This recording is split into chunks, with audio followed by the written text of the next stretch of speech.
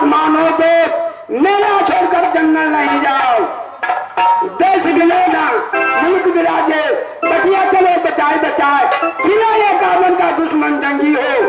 मेरा बात मानते हो भैया तो मेला छोड़कर को जंगल को नहीं जाओ। रहने दे बाबा, जो मेरे मेला तम्बू को ढिठियावे डाकू का शिकार बनेगा। शिकार बनेगा। अब कुछ यहाँ होनी है।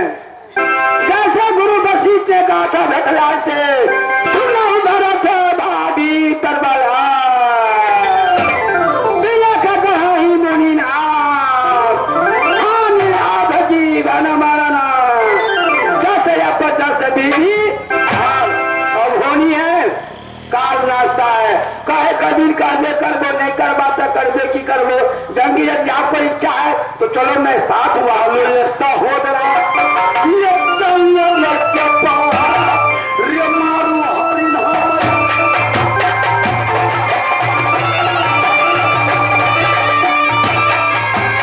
भैया सुनो प्यारे मेरी बात, भैया सुनो प्यारी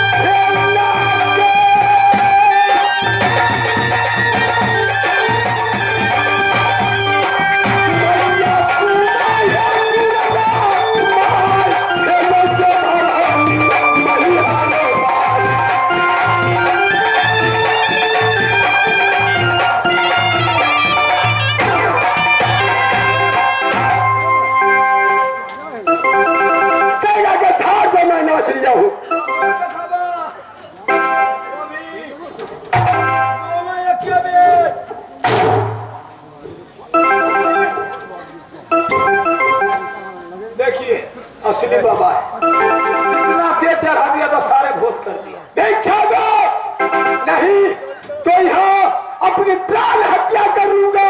बेभीछा लेने हुए यहाँ से मैं नहीं वापस जाऊंगा। हमारी जांच तेरा क्रम है, एक जांच और है, उसमें ठार गया तो आपको भीछा मिल जाए। कौन सी जांच है? अग्नि अग्नि कुंड। क्या मिला? माँ बहुत भारी जांच ने मैं भर गया हूँ। अगर तुम नहीं सहारा रहोगे तो यहाँ मैं पकड़ा जाऊंगा। जय मैया दुर्गा, जय मैया दुर्गा, जय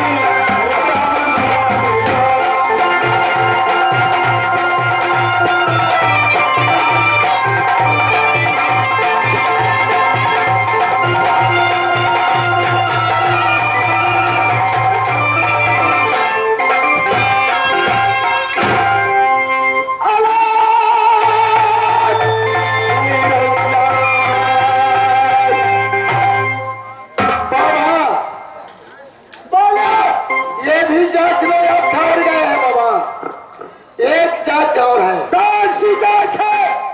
ये आप बता सकते हैं कि मेरे स्वामीनाथ कहाँ है या मेरे भैंसुर जी कहाँ है?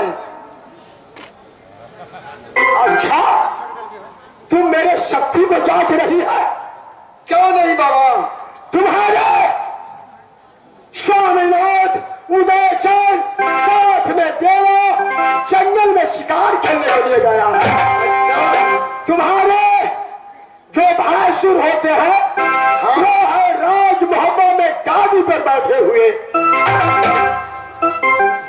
और कुछ पूछना है? पत्नी, हाँ दीदी। क्यों योगीराज को सता रही हो? सारी की सारी परीक्षा में सफल हो रहे हैं, इतना तुम्हें ज्ञान नहीं है? हे राजकुमारी, प्रणाम कीजिए। हे राजकुमारी, चाहे तुम जितना मेरा शक्ति के जांचो, तुम्हारे जांच से मैं डोलने वाला नहीं हूँ। कल्याण हो, कल्याण हो, कल्याण हो। हे योगीराज, मैं अपनी पत्नी की तरफ से मैं माफी मांगती हूँ। आपको इसने बहुत जांचना में डाल दिया।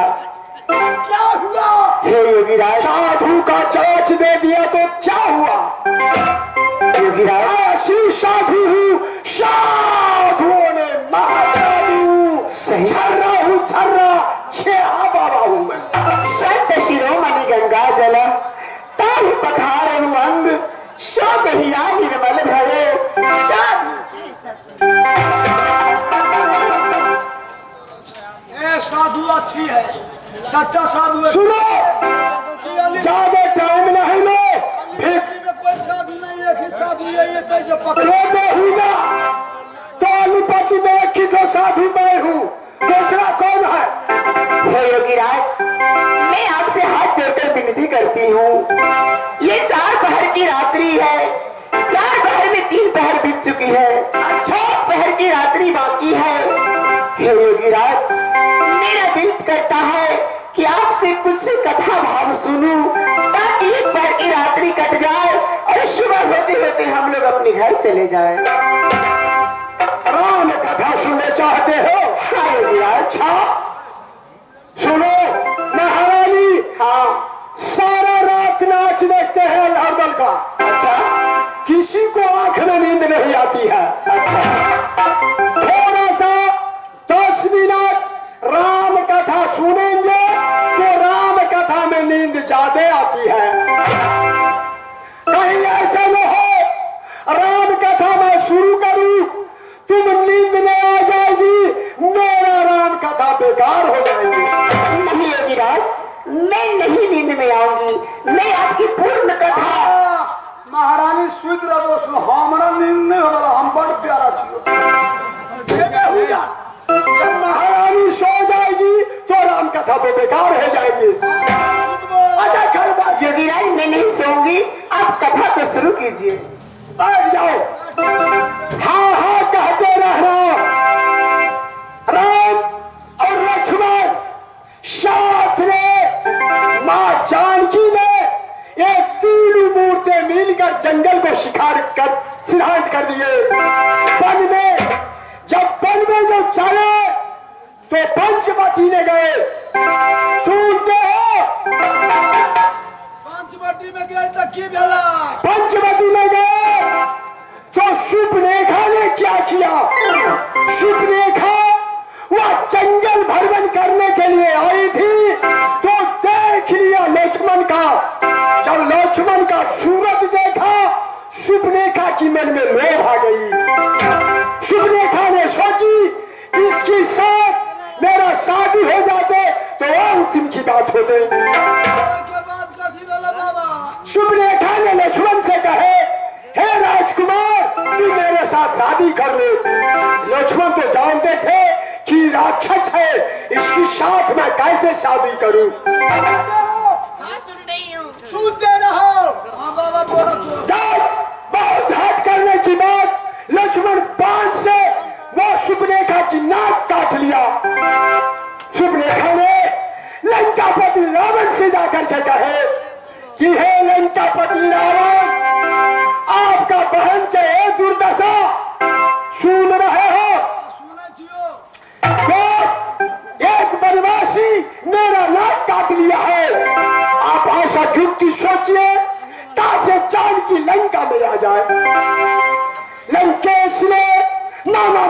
को पास गया, मामा मारिच से कहे कि हे मामा मारिच, आप माया का रूप धारण करिए और स्वयं जानकी की जाकर दिखाई दीजिए।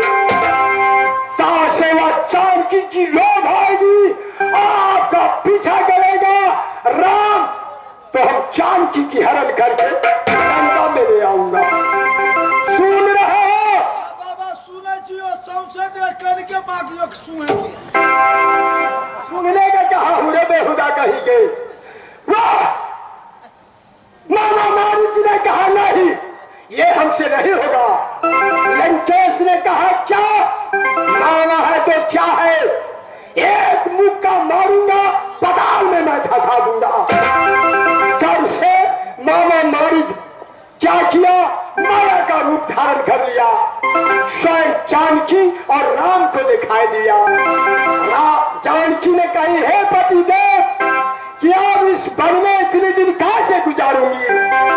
सुन रहे हो? सुने जो थारा बाबा थारा संगाना सूते ना करके उड़ा कियो झपला ला करके सूतना नहीं तो राम कथा बेकार हो जाएंगे। तो क्या किया?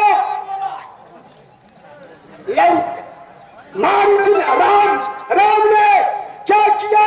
मिर्गा को पीछा करने लगा, बहुत दूरों भग गया माया रूपी। जब कुछ दूर आगे गए तो वह माया ने लक्ष्मण लक्ष्मण करने लगा।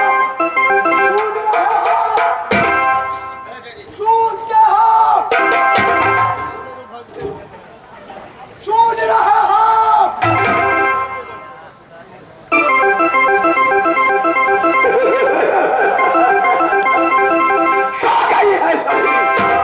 राम कथा में इतनी शक्ति है जो सबको सब नींद में आ गया। अब इसकी गोद में मैं उठाता हूं और पत्थरी तो चुप।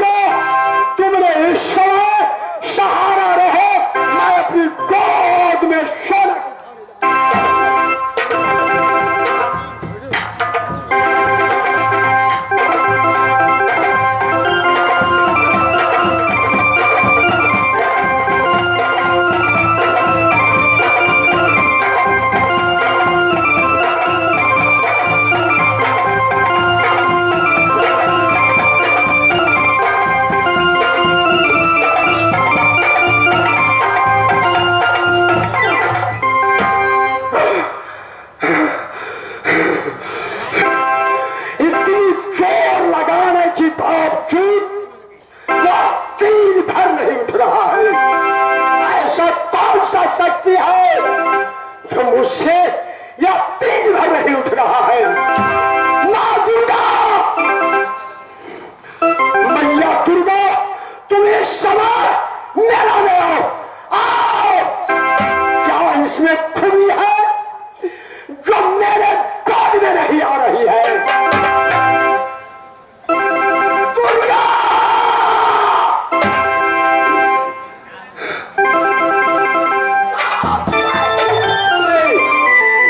चढ़ाकर अरे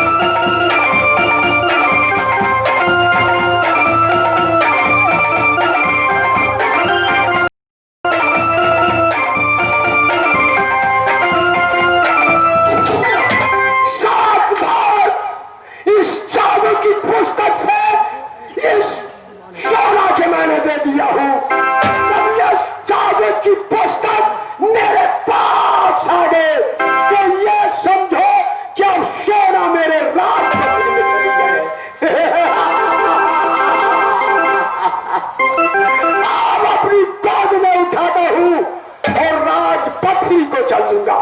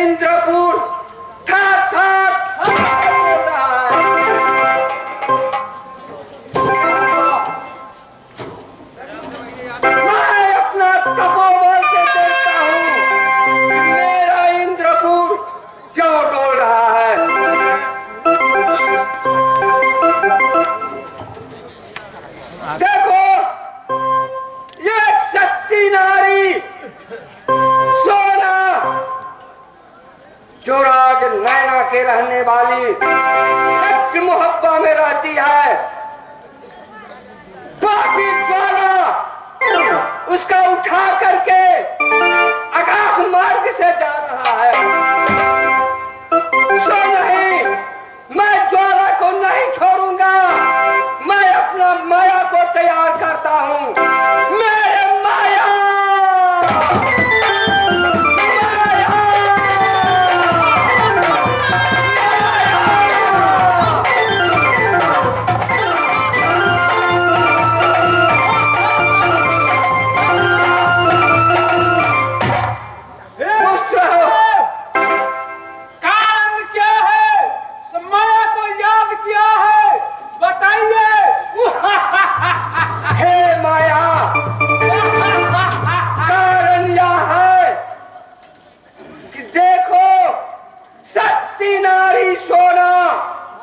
उसका उठा करके आकाश मार्ग से पापी ज्वाला राज पथरी में ले जा रहा है। तुम जाओ, पीछा करो, ज्वाला को घेरो। जैसे रावण हर करके सीता माता के ले जा रहा था, उसी समय में काकभुसुंडी उसका घेरा। उसी तरह तुम जाओ, उसका घेरो। आकाश मार्ग से जा रहा है।